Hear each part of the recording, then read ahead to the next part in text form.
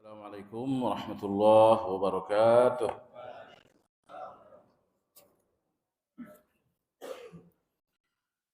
Alhamdulillah hamdan katsiran tayyiban yuhibbu rabbuna tabaraka wa ta'ala wa yardah. Wa ashhadu an la ilaha illallah wahdahu la syarika lah. وأشهد أن محمدا عبده ورسوله لا نبي بعده.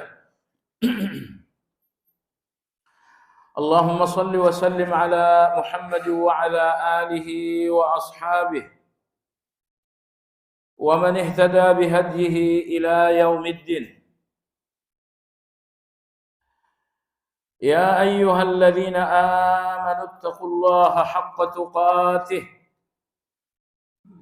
ولا تموتن إلا وأنتم مسلمون. Kaum muslimin wal muslimat rahimakumullah. Masih melanjutkan pembicaraan tentang bagaimana menjalankan agama ini dengan basirah.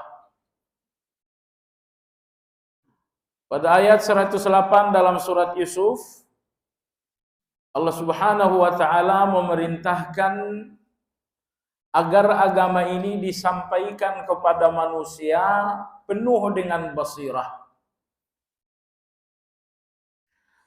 Lalu penulis kitab Madarijus Salikin atau Manazilus Sairin, Imam Abu Ismail mengatakan yang dimaksud dengan basirah adalah ma yukhrijuka minal hirah,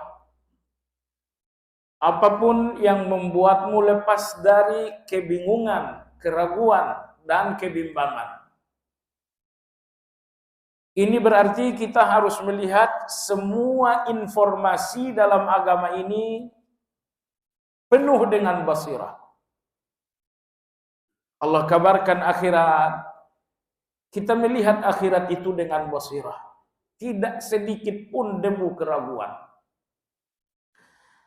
Allah bercerita tentang dirinya, ini lebih penting lagi. Cerita Allah tentang dirinya panjang lebar sekali. Terkadang Allah mengatakan, aku adalah Ar-Rahman. Anda wajib melihat rahmat Allah itu dengan basirah. Terkadang Allah menyebut dirinya dengan Ar-Razzaq. Allah mengatakan khairur raziqin, Allah sebaik-baik yang memberikan rezeki. Anda harus melihat itu dengan basirah. Jadi apapun yang Allah beritakan dalam Al-Quran tentang dirinya, atau tentang hal-hal gaib, atau tentang ajaran dalam Islam berupa perintah dan larangan, semuanya wajib Anda fahami, Anda lihat dengan basirah. Lalu penulis buku Manazilus Sairin ini yang disyarah dalam kitab Madarijus Salikin tidak memberikan penjelasan lebih dalam tentang al-basirah. Jadi kalau ayat berbicara basirah secara umum, maka di sini Imam Abu Ismail merinci basirah itu lebih dalam. Nah, rincian-rincian seperti ini adalah ijtihad. Jadi Anda tidak usah nanya, basirah itu 3 tingkatan, mana dalilnya? Tingkatan yang pertama terdiri dari 3 tingkatan. Tingkatan yang kedua juga 3 tingkatan pula. Dan hari ini kita akan berbicara tingkatan yang ketiga juga 3 tingkatan. Sehingga total tingkatan basirah itu ada 9. Ini mana dalilnya? Jawabannya nggak ada. Terus ini semuanya ijtihad. Informasi-informasi yang diglobalkan Al-Quran biasanya diurai ulama kita dengan ijtihad. Kalau saya tanya Anda juga, Allah bicarakan dalam Al-Quran tentang tauhid. Ya. Lalu dirinci ulama kita, ada tauhid uluhiyah, ada tauhid rububiyah, ada tauhid asma wa sifat. Mana dalil tauhid terbagi tiga? Enggak ada dalilnya. Atau misalnya Allah Subhanahu wa taala berfirman wa aqimus shalah. Dan Allah mengatakan ar-ruk'is sujud. Lalu Anda katakan ada rukun salat, ada wajib-wajib salat, ada sunnah-sunnah salat. Mana dalilnya tiga pembagian? Enggak ada, ini semuanya ijtihad. Nah, berijtihad dalam hal-hal yang memang ijtihadiyah dibenarkan. Baik. Hari ini pada halaman 212 Imam Abu Ismail dan Imam Ibnu Qayyim mengajak kita untuk melihat basirah dalam diri kita sendiri, dalam hati kita. Kalau kemarin basirah melihat wahyu, 3 tingkatan. Yang kedua adalah basirah melihat keputusan-keputusan Allah di depan mata. Ada yang muslim, ada yang kafir, ada yang berada di atas tauhid, ada yang terlunta-lunta dalam syirik, ada yang miskin, ada yang kaya, dan selanjutnya. Bagaimana Anda melihat semua keputusan Allah di depan mata Anda dengan basirah? Itu pertemuan kedua. Pertemuan hari ini adalah apa buah dari basirah dalam hati seseorang. Imam Abu Ismail berkata rahimahullahu taala, ad-darajatus tsalitsah, tingkatan basirah yang ketiga. Beliau tidak memberikan judul, tapi setelah kita amati cukup jelas bahwa basirah yang ketiga adalah basirah dalam hati manusia. Basirah dalam hati manusia adalah basiratun tufajjirul ma'rifah, yaitu basirah yang memancarkan ma'rifah. Wa tuthbitul isyarah, dan mengokohkan isyarat. Wa tumbitul firasah, dan menumbuhkan firasat. Nah, jemaah sekalian, apabila agama ini, semua keterangan-keterangan agama, semua keimanan-keimanan dalam agama telah menjadi basirah, maka dalam hati akan tumbuh 3 hal. Apa yang pertama? Tufajjirul ma'rifah. Apabila Anda telah basirah dalam beragama, maka akan lahirlah dalam hati Anda ma'rifah. Akan lahir dalam hati Anda makrifat, kata orang awam. Jemaah sekalian, makrifat hampir sama dengan ilmu. Namun Anda lihat pada halaman 213, saya tidak baca lagi. Imam Ibnu Qayyim rahimahullah, beliau menegaskan ma'rifat artinya mengetahui. Ilmu artinya mengetahui juga. Cuman saya katakan berkali-kali, bahasa Arab, bahasa yang sangat dalam. Bahasa yang sangat definitif sekali. Ma'rifat adalah mengetahui atau pengetahuan, ilmu adalah pengetahuan juga. Apa bedanya? Nah, Imam Ibnu Qayyim di sini mengatakan ilmu dan ma'rifat seperti tubuh dengan ruh. Bayangkan betapa jauh perbedaan itu. Jadi kalau tubuh Anda ini adalah ilmu, maka ruh di dalam tubuh Anda yang bernama ilmu dinamakan dengan ma'rifat. Ini artinya ilmu tanpa ma'rifat mati. Tapi ilmu dengan ma'rifat akan menjadi hidup. Nah, jadi kalau Anda lihat orang-orang yang belajar, orang-orang yang berilmu, tapi ilmu tidak membuatnya berubah, ini ilmu yang mati. Karena ilmu tersebut ngambang dan tidak mendalam mencapai ma'rifat. Adapun ilmu yang mendalam sehingga seseorang sampai kepada makrifat, di titik itulah ilmu ini akan bergerak menjadi satu perubahan. Jadi walhasil kata Imam Ibnu Qayyim, ilmu dan makrifat bagaikan tubuh dengan ruh. Maka tubuh tanpa ruh akan mati, Ilmu tanpa makrifat pun tidak berarti.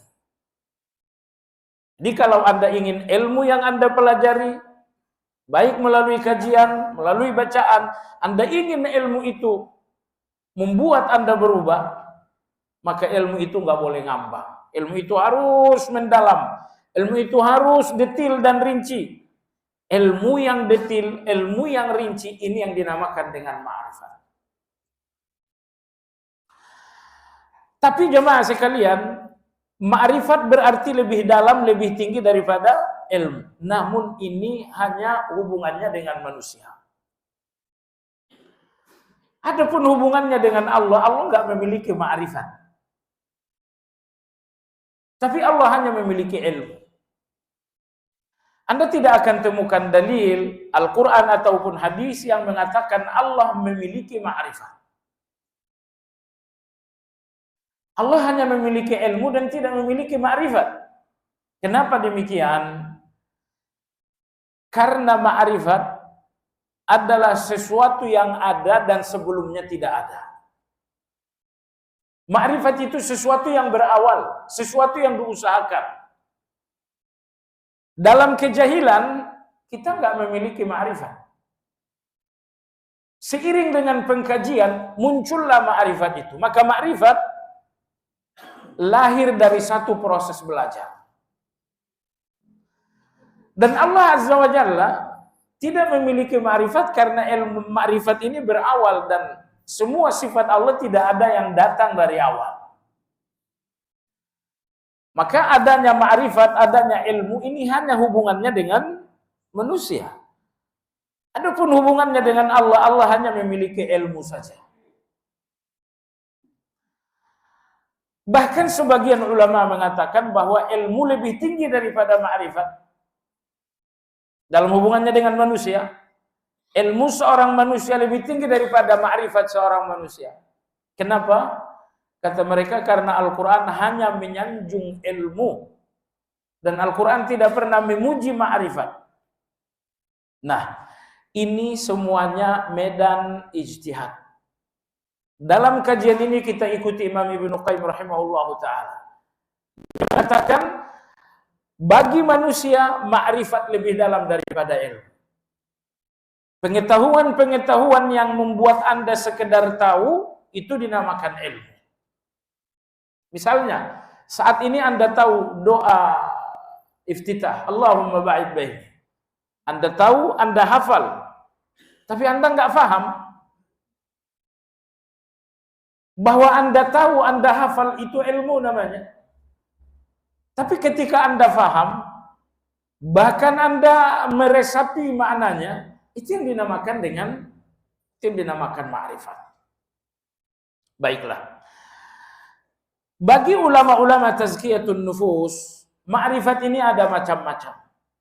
Ma'rifat tentang apa?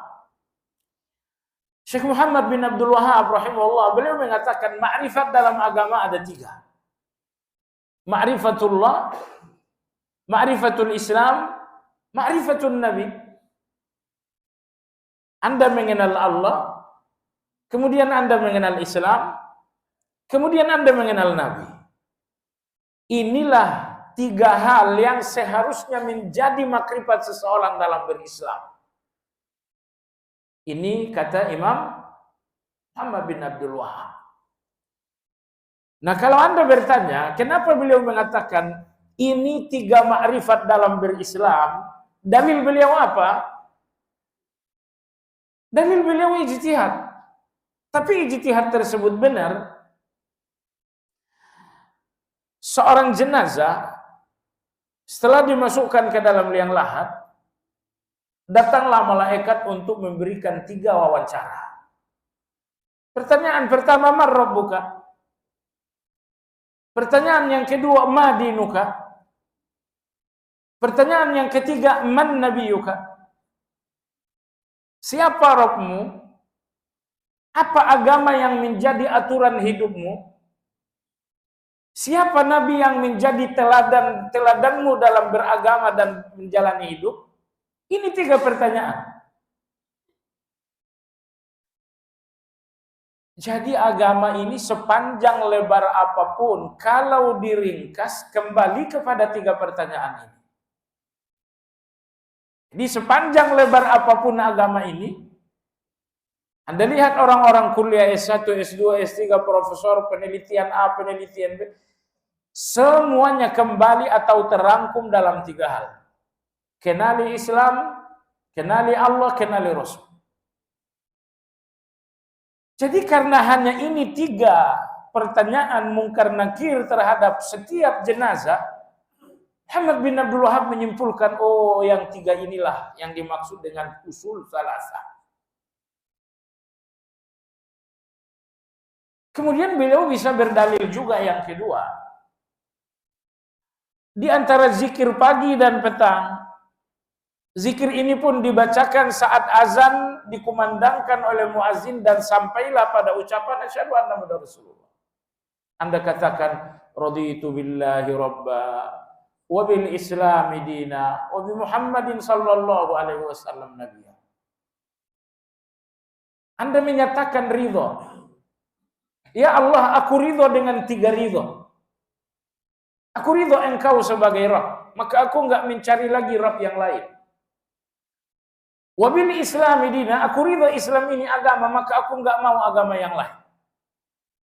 Wabi Muhammadin sallallahu nabiyya, aku ridha Muhammad ini sebagai nabi dan aku enggak mau lagi nabi yang lain. Nah, ini pun menguatkan ijtihad Syekh Muhammad bahwa makrifat dalam Islam ini ada 3 ma'rifat. Ma'rifatullah, ma'rifatul Islam, dan ma'rifatul Nabi. Baik. Imam Syaqiq Al-Balkhi, seorang tabi'in. Beliau berkata, di dalam agama ini ada beberapa ma'rifat yang harus digali dengan ilmu. Ma'rifat yang pertama, kata beliau, adalah ma'rifatullah. Anda harus mengenali Allah. Ma'rifat yang kedua, kata beliau, adalah ma'rifatun nafs. Anda juga harus mengenali diri. Ma'rifat yang ketiga, kata beliau, adalah ma'rifatu huquqillah. Mengenali hak-hak Allah. Ma'rifat yang keempat adalah ma'rifatu a'da'illah. Mengenali apa saja musuh Allah subhanahu wa ta'ala. Jadi kalau di dalam beragama, keempat hal ini, keempat ma'rifat ini telah Anda fahami, Anda akan kokoh dalam agama ini. Yang pertama tadi adalah ma'rifatullah. Yang kedua adalah mengenali hak-hak Allah. Mengenali Allah dalam kajian Imam Syaqiq, dalam kajian Muhammad bin Abdul Wahab mengenal Allah juga. Dalam kajian Muhammad bin Abdul Wahab adalah ma'rifatul Islam. Imam Syaqiq mengatakan mengetahui hak Allah. Karena hak Allah itu adalah Islam, perintah dan larangan, semuanya hak Allah. Yang ketiga, ini berbeda. Imam Syaqiq Al-Baqi rahimahullah mengatakan ma'rifatun nafs, mengenali diri. Mengenali diri. Dan yang keempat, kata beliau, adalah mengenali musuh. Mengenali musuh. Ada orang tertentu yang harus Anda lihat sebagai musuh. Dan tentu ada orang tertentu yang harus Anda lihat dengan cinta. Baik. Itulah 4 ma'rifat dalam kacamata Imam Syaqiq Al-Balkhi rahimahullah, seperti diriwayatkan Imam Abu Nuaim dalam kitab Hilyatul Auliya. Baik jemaah sekalian, pertama ma'rifatullah, mengenali Allah. Kapan seseorang dinamakan mengenal Allah? Kadar seseorang telah sampai makrifat ketika ia telah cinta. Anda dinamakan ma'rifatullah kalau Anda telah jatuh cinta kepada Allah Azza wa Jalla. Baik. Tapi kapan seseorang dinamakan mencintai Allah sesuai dengan standar Allah? Ingat, jangan cintai Allah dengan standar-standar manusia. Allah Subhanahu wa taala Maha segalanya, maka cinta untuk Allah Azza wa Jalla memiliki standar di atas segalanya.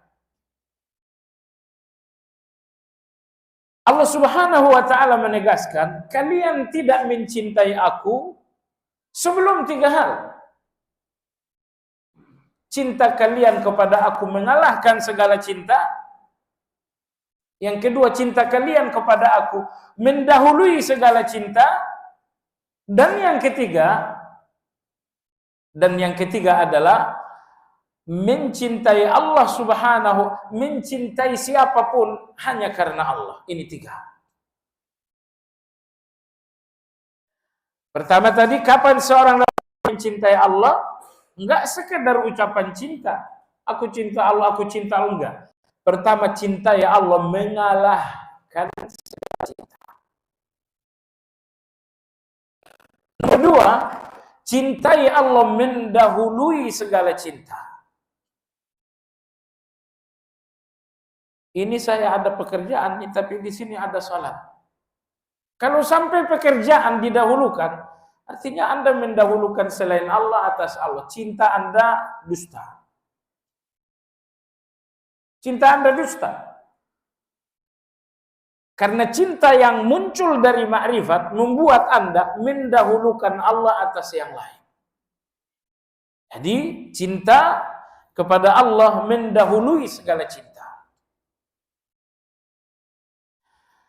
Nomor 3 jamaah sekalian, mencintai Allah Azza wa Jalla, ini nomor 3 adalah bahwa apapun dan siapapun yang Anda cintai karena Allah Subhanahu wa taala.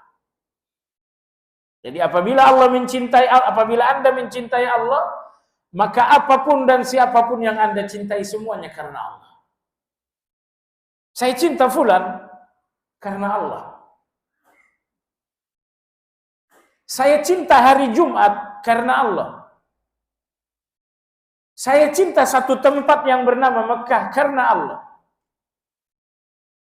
Nah, kalau 3 hal ini ada dalam diri Anda dinamakan mencintai Allah. Ketika cinta kepada Allah, mengalahkan segala cinta. Nomor 2, ketika cinta kepada Allah, mendahului segala cinta. Nomor 3, ketika cinta kepada Allah membuat Anda mencintai apapun dan siapapun karena Allah.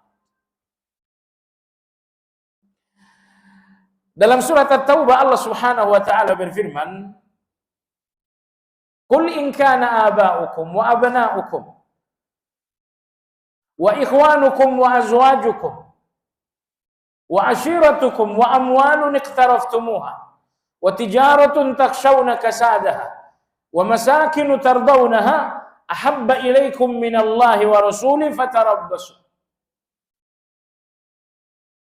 Allah berfirman, wahai kalian semua, kalau kalian masih lebih mencintai orang tua kalian dibanding aku, kalian lebih mencintai anak-anak kalian dibanding aku, mencintai saudara-saudara kalian dibanding aku, lebih mencintai istri kalian dibanding aku, lebih mencintai harta benda dan perdagangan kalian dibanding aku, lebih mencintai rumah-rumah kalian dibandingkan aku. Ini 5. Allah berfirman, kalau 5 objek ini mengalahkan cinta kalian kepada aku, fatarabbasu, maka tunggu azabku. Jadi Allah tidak menerima cinta kepadanya terkalahkan dengan cinta orang tua, terkalahkan dengan cinta anak-anak, terkalahkan dengan cinta saudara, terkalahkan dengan cinta pasangan, terkalahkan dengan cinta harta, terkalahkan dengan cinta perdagangan, terkalahkan dengan cinta rumah tinggal. Allah Subhanahu wa taala, kalau tu berapa hal tadi? 5. Aba'ukum wa abna'ukum wa ikhwanukum wa azwajukum wa ashiratukum wa amwalin iqtaraftumuha wa 7. Kalau 7 perkara ini mengalahkan cinta kalian kepada aku, fatarabbasu hatta ya'ti Allahu bi amri. Kata Allah Subhanahu wa taala, maka tunggulah sampai aku kirimkan kalian azab. Sampai aku kirimkan kalian azab, kata Allah Subhanahu wa taala. Itu peringatan yang sangat tegas bahwa Anda akan diazab oleh Allah di setiap cinta yang membuat Allah kalah. Kalau cinta harta mengalahkan Allah, ingat, Allah akan menghukum Anda dengan cinta harta itu. Apakah harta menjadi malapetaka atau harta Anda akan ludes dan lain-lain. Sebentar. Fatarabbasu. At-Taubah ayat 24. Fatarabbasu. Kalau 7 hal ini lebih kalian cintai daripada Allah, daripada Rasulnya, daripada jihad, fatarabbasu. Ya, maka tunggulah azab Allah Subhanahu wa taala. Baik jamaah sekalian, ini makrifat yang pertama. Kenali Allah sehingga pengenalan itu menghasilkan cinta. Cintai Allah sampai 3 hal tadi. Cinta kepada Allah mengalahkan segala cinta. Segala cinta yang dimaksud tadi 7. Cintai Allah sampai cinta kepada Allah mengalahkan 7 tadi. Karena 7 hal ini yang selalu melemahkan, bahkan menghalang-halangi cinta kepada Allah Azza wa Jalla. Cinta orang tua mengalahkan, menghalangi, melemahkan cinta kepada Allah Azza wa Jalla. Perhatikan jemaah sekalian. Allah Subhanahu wa taala melarang Anda syirik.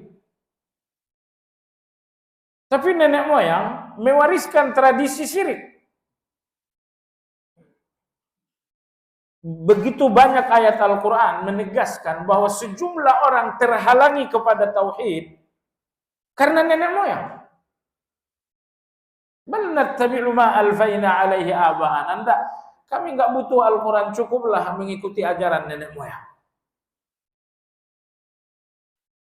Maka jemaah sekalian, cintai Allah sampai cinta itu mengalahkan 7 hal. 7 hal dalam ayat berapa tadi? 24 surat. Dan yang kedua, cintai Allah sampai cinta itu mendahului segala cinta. Mendahului 7 cinta tadi. Karena Anda cintai Allah mendahului cinta kepada orang tua, mendahului cinta kepada anak-anak dan selanjutnya. Nomor 3, cintai Allah sehingga apapun dan siapapun Anda cintai karena Allah Subhanahu wa taala. Anda cintai fulan karena Allah.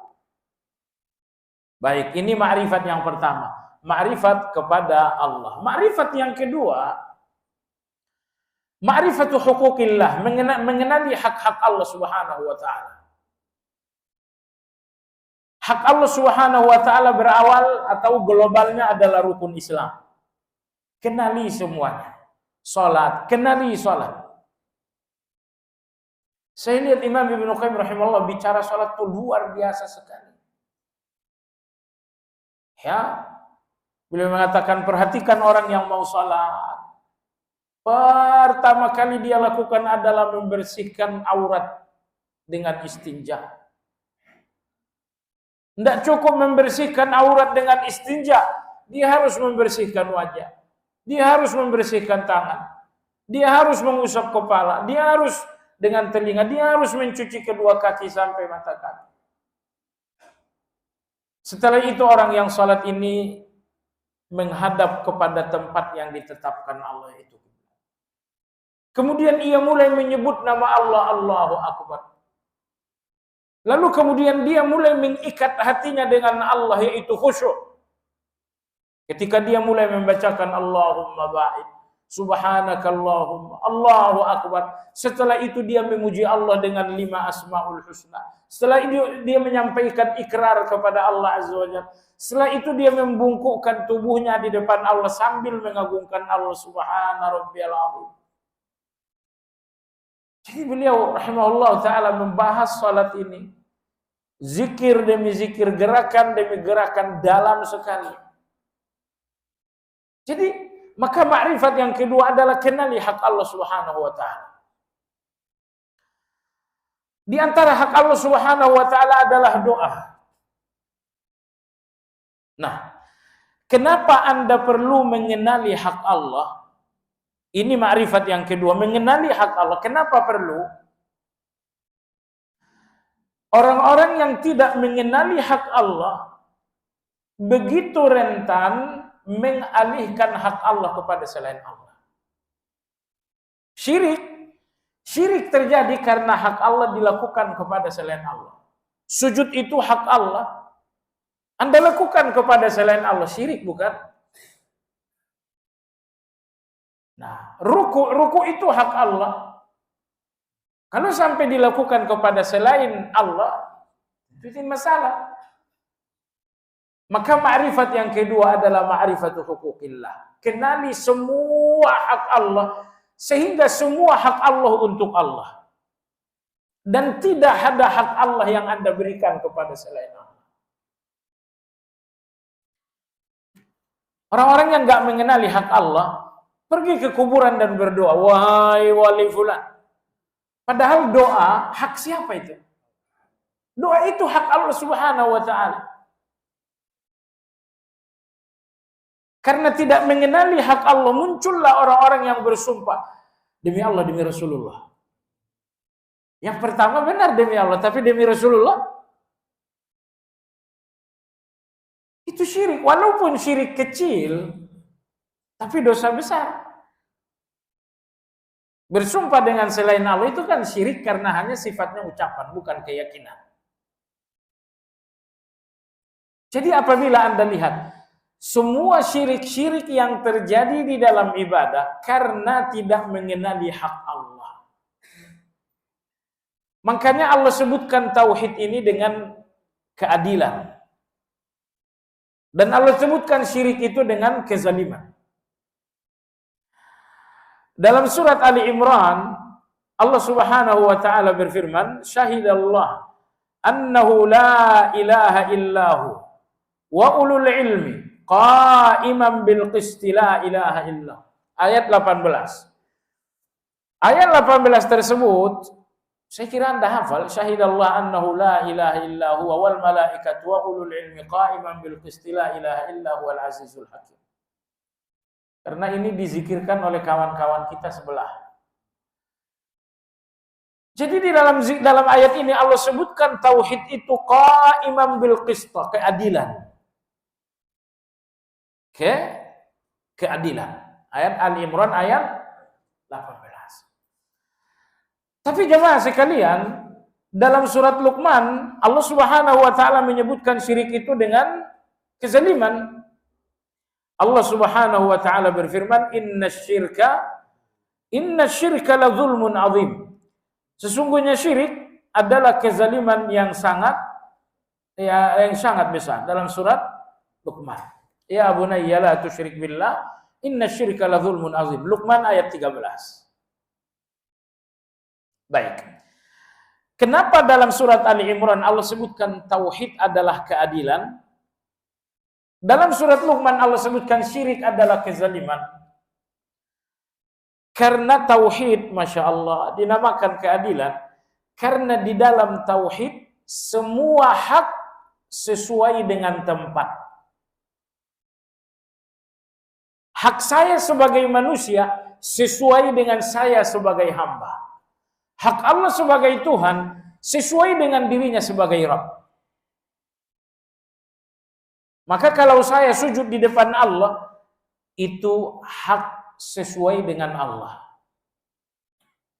Maka ketika saya misalnya melakukan bernazar untuk Allah, itu hak Allah, sesuai dengan Allah. Baik. Tapi di dalam syirik, hak ini semuanya putar balik. Hak Allah untuk manusia, hak manusia untuk Allah. Sujud mestinya untuk Allah, lalu sujudlah kepada selain Allah. Berdoa mestinya kepada Allah, lalu berdoalah kepada selain Allah.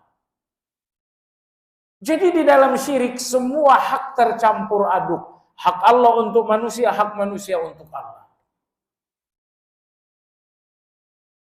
Anda lihat orang-orang Yahudi, mereka mensifati manusia dengan mensifati Allah dengan sifat manusia. Berbeda dengan orang-orang Nasrani. Orang-orang Nasrani mensifati manusia dengan sifat. Orang Nasrani mengatakan, wa qalatin nasara al-masih ibnullah. Nasara mengatakan Isa itu anak Allah.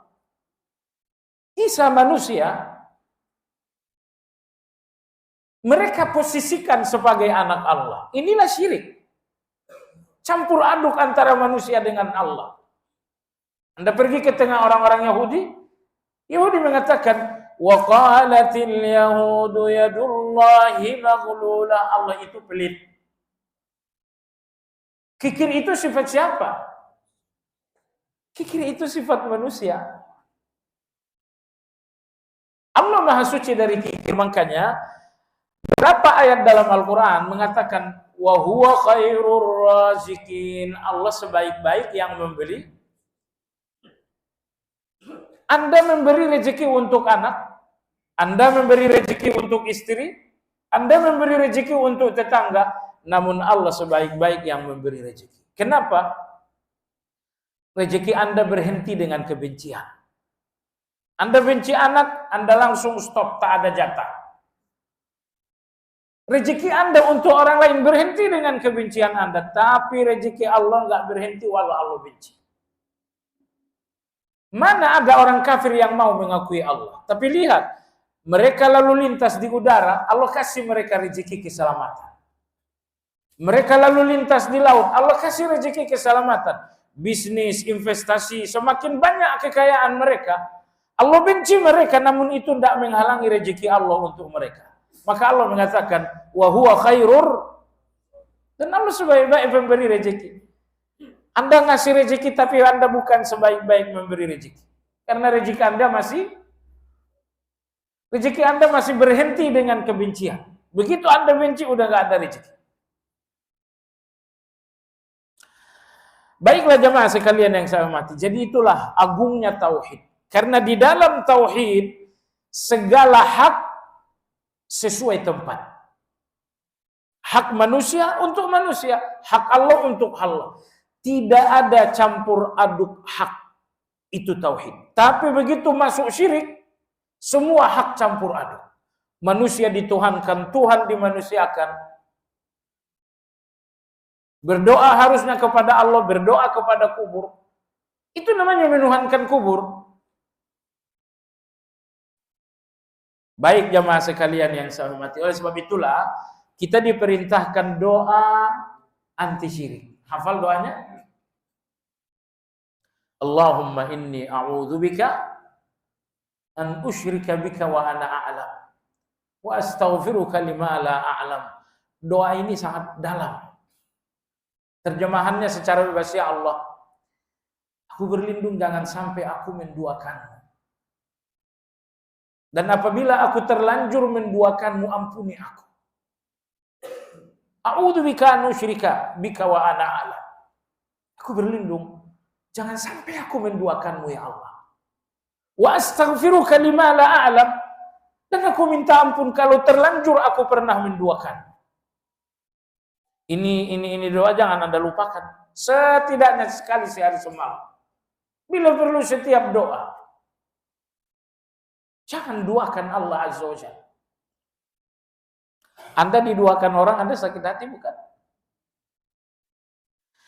Baiklah, ini ma'rifat yang kedua, yaitu ma'rifatul huquq, mengenali hak Allah. Orang yang tak mengenali hak Allah akan melakukan hak Allah kepada manusia, dan di titik itu terjadi apa? Syirik. Nomor 3 jamaah sekalian, makrifat yang ketiga adalah ma'rifatun nafs, mengenali diri. Ayat Al-Quran penuh dengan ayat-ayat yang memperkenalkan manusia kepada manusia. Memperkenalkan manusia kepada manusia. Baik. Coba lihat ayat ma'rifat manusia yang pertama. Dalam surat Al-Insan Allah berfirman, hal ata 'alal insani hinum minad dahri lam yakun syai'an madhkura. Manusia, Dulu kalian tidak ada.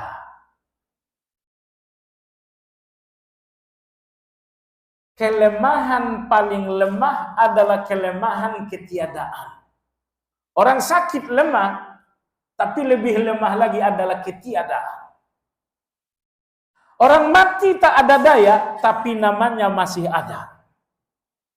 Tapi kalau orang yang nggak ada, jangankan gerak, namanya pun tak ada. Betapa lemahnya tidak ada itu. Baik. Ketika Allah ingin memindahkan Anda dari tidak ada menjadi ada, Allah berfirman, kuciptakan kalian dari mani. Mani ini keluar dari lubang najis, masuk lubang najis lagi.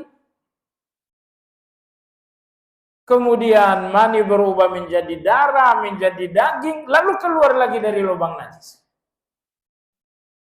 Saya pernah sampaikan cerita Imam Hasanul Basri. Beliau duduk di masjid di Basrah, tiba-tiba panglima lewat. Semua orang angkat tangan, semua orang kagum, semua orang panglima. Imam Hasanul Basri mengatakan, wahai fulan, ini masjid nggak usah sombong. Panglima ditegur seperti itu, ya langsung sobek hatinya. Dia samperin Imam Hasanul Basri. Kamu belum tahu siapa saya? Jadi Imam Hasanul Basri, saya sangat tahu siapa kamu.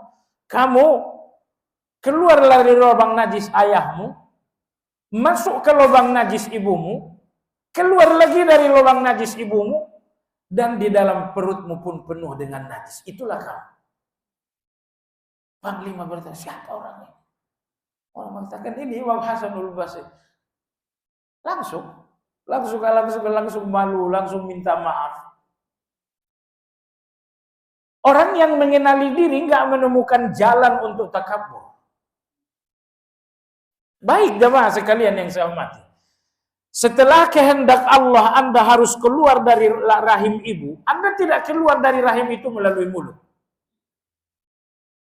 Allah mampu membuat Anda keluar dari rahim itu melalui mulut. Tapi Anda justru keluar dari lubang najis lagi. Jemaah sekalian perhatikan, setelah Anda keluar melalui proses kelahiran, Anda tidak lebih dari daging yang tidak berarti. Punya tangan nggak bermanfaat, punya mata tak bermanfaat, punya telinga tidak bermanfaat, mulut tak bermanfaat, pikiran tak bermanfaat. Anda keluar betul-betul daging yang nggak bermanfaat. Perlahan-lahan Allah berikan Anda kekuatan, Allah berikan Anda kesehatan, Allah berikan Anda kecerdasan, mulut mulai berbicara, mata mulai bisa membedakan, telinga mulai bisa melihat, akhirnya Anda pun diberikan kekuatan itu. Tapi Anda jangan berpikir kekuatan itu kekuatan. Karena kekuatan itu pun sering sekali Allah lemahkan dengan penyakit. Ya, tangan yang kuat Allah lemahkan dengan penyakit. Tahu-tahu patah. Pikiran yang cerdas kadang-kadang Allah lemahkan dengan kesalahan. Bicara yang fasih dan sangat lantang dalam berorator, tapi sering juga salah bicara. Betapa lemah manusia ini. Kadang-kadang manusia tak ingin sesuatu terjadi, terjadi juga. Kadang-kadang manusia ingin sesuatu terjadi, malah tidak terjadi. Betapa lemah manusia. Kadang-kadang kita ingin ingat sesuatu, malah tidak ingat. Kadang-kadang kita ingin agar tidak ingat sesuatu, justru ingat. Lemah tidak? Anda ingin ingat hafalan, tahu-tahu gak ingat. Peristiwa-peristiwa buruk, Anda ingin tidak ingat, justru ingat terus. Betapa lemahnya Anda mengendalikan pikiran pun tidak bisa.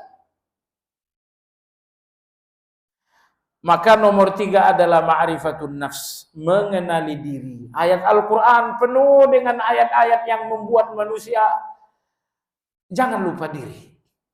Ini ma'rifat yang ketiga. Ma'rifat yang keempat adalah mengenal musuh. Mengenal musuh. Anda yang nggak mengenal musuh, Anda akan terjegal. Siapa musuh Anda, jemaah sekalian? Musuh Anda ada 4. Tidak banyak-banyak, 4 saja. Musuh Anda yang pertama adalah diri Anda. Karena dalam diri Anda banyak kejahatan. Malas itu adanya dalam diri Anda, bukan? Benci dan dendam itu adanya dalam diri Anda, bukan? Ria itu adanya dalam diri Anda, bukan? Suudzon kepada orang adanya dalam diri Anda, bukan? Takabur itu adanya dalam diri Anda, bukan? Jadi kalau Anda nggak melihat dalam diri Anda ada musuh, Anda nggak ngenalin musuh. Maka saya katakan, musuh Anda yang pertama adalah diri Anda. Karena dalam diri Anda banyak sekali kejahatan. Musuh Anda yang kedua adalah dunia. Musuh Anda yang kedua adalah dunia. Dunia itu jemaah sekalian Allah sebutkan dalam Ali Imran. Zuina linnas hubbus syahawati minan nisa wal banin wal qanatiril muqantarati minadh dhahabi wal fiddah wal khailil musawwamati wal an'ami wal harth. Ini dunia itu 7. Ini bendanya. Benda duniawi itu ada 7.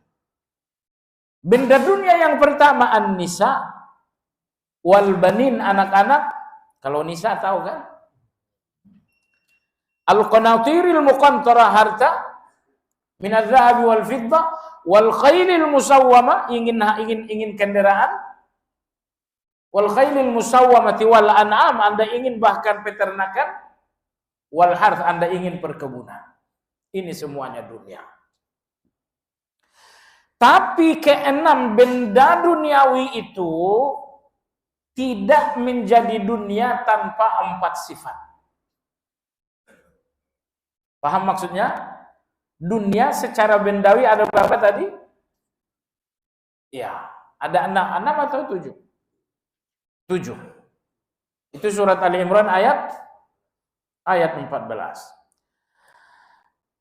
Jemaah sekalian yang saya hormati, namun benda-benda duniawi tadi tidak menjadi musuh bagi Anda kecuali dengan 4 sifat. Allah sebutkan dalam surat Al-Hadid.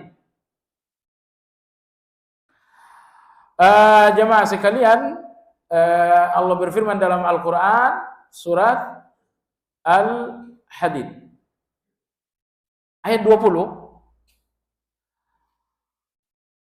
Ayat 20 ini menjelaskan apakah benda dunia tadi jadi musuh atau tidak. Allah berfirman, "I'lamu annamal hayatud dunya la'ibu wa lahu wa zinatu wa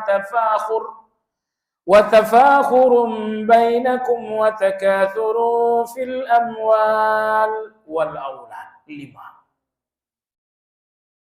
Kalau 5 hal ini terjadi terhadap benda-benda tadi, maka benda-benda tadi jadi musuh. Apa itu?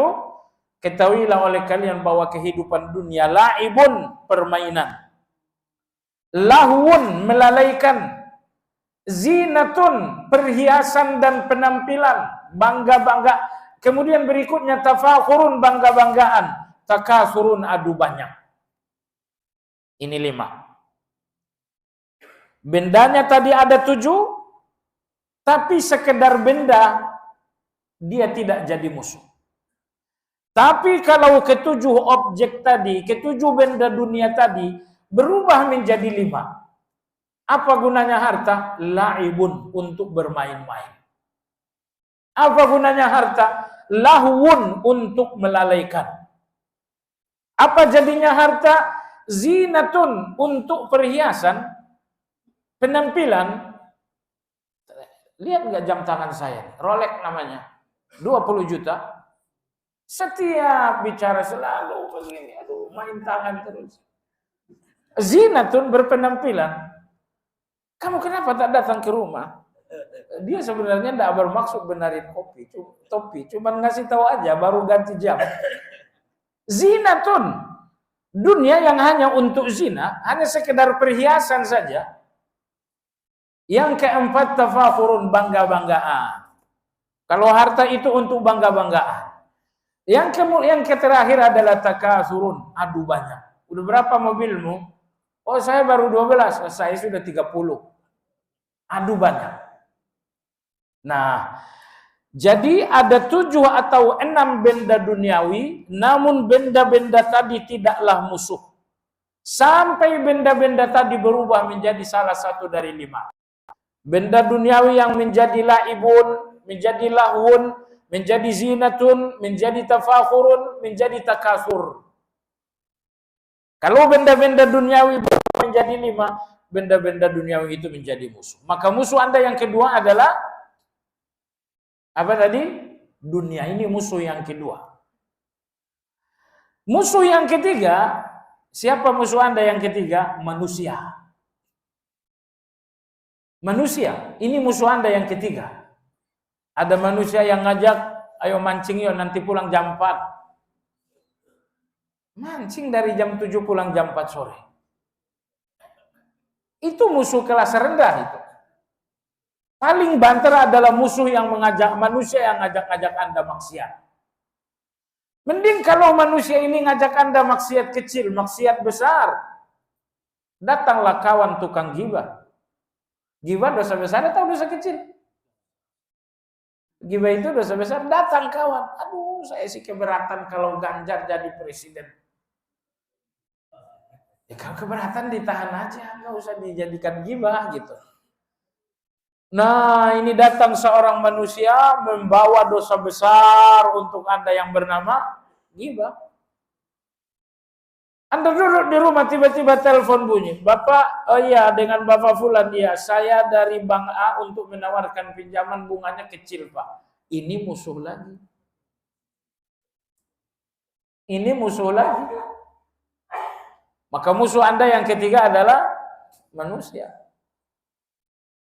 Yang berat kalau musuh Anda adalah darah daging. Datanglah anak-anak. Anak-anak maunya main ke sini, udah dekat waktu sholat, enggak apa-apa, Pak. Nanti kan zuhur waktunya lapang. Oh, ini anak musuh ini. Baik. Musuh Anda di urutan paling rendah justru setan. Ini musuh Anda yang keempat, setan. Kenapa itu paling rendah? Karena setan itu musuh yang nyata. Innasyaitana lil insani adu mubin. Setan itu musuh yang nyata. Saya mau tanya, Anda berhadapan musuh yang nyata dan musuh yang tersamar. Dari dua musuh ini mana yang paling membahayakan? Musuh yang tersamar lebih membahayakan dibandingkan musuh yang nyata. Jadi kalau tadi saya sebutkan ada 4 musuh, setan ini nyata, yang 3 tersamar.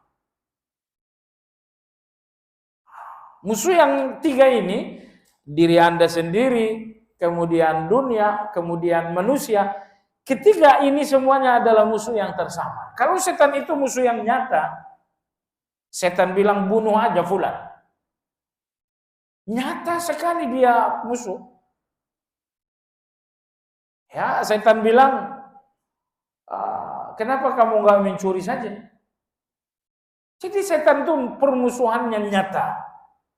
Nah, yang bahaya nih tiga musuh yang menyamar ini.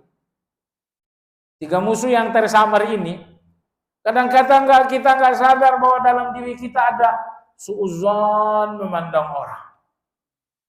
Kemarin diundang kondangan, kenapa nggak datang? Padahal baik-baik saja dia. Habis-habisan Anda mengumpulkan suudzon. Anda nyakitin diri Anda sendiri dan orang nggak bersalah padahal. Di mana dia? Dia lupa kalau hari itu ada kondangan. Kalau dia lupa mau diapain? Baik jemaah sekalian yang saya hormati. Jadi inilah 4 makrifat. Kalau seseorang telah beragama dengan basirah, penuh dengan keyakinan terhadap semua keterangan agama, Agama yang dijalankan dengan basirah pertama akan menghasilkan ma'rifat. Anda akan mengenal Allah, Anda akan mengenal hak-hak Allah, Anda akan mengenal diri Anda, dan Anda akan mengenal musuh. Jadi kalau Anda belum mengenal 4 hal, belum ma'rifat. Saya ingin segalanya selesai hari ini. Tapi kode alam sudah bunyi. Baru 1. Minggu depan aja, masih sabar kan? Iya, kita tunda aja UAS. Baik jemaah sekalian yang saya hormati, insyaallah pertemuan yang akan datang adalah sambungan dari ma'rifah basirah tingkat ketiga. Wallahu a'lam.